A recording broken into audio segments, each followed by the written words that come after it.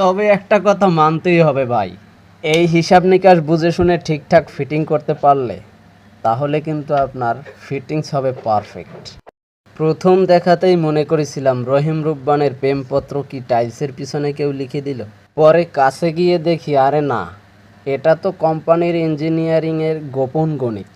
এত হিসাব দেখে মনে হচ্ছে আরে এ তো টাইলস না, যেন বোর্ড পরীক্ষার খাতা।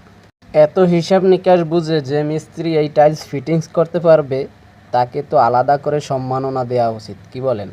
বাইরে থেকে এটা একটি নিখুঁত টাইলসের কার্টন মনে হলেও এর ভিতরে রয়েছে সম্পূর্ণ ইঞ্জিনিয়ারিং, যা কেবলমাত্র যে ফিটিংস করে সেই বুঝতে পারে। এই টাইলসের পিছনে যা লেখা আছে এগুলো দেখে মনে হচ্ছিল যেন ভার্সিটির গণিত পরীক্ষার প্রশ্ন। আমি তো ভাবছিলাম এখানে কি টাইলস লাগাতে আসছি না ইঞ্জিনিয়ারিং ভর্তি পরীক্ষা দিতে আসছি। তবে একটা কথা মানতেই হবে ভাই, এই হিসাব নিকাশ বুঝে শুনে ঠিকঠাক ফিটিং করতে পারলে তাহলে কিন্তু আপনার ফিটিংস হবে পারফেক্ট, কি বলেন মিস্ত্রি ভাইরা?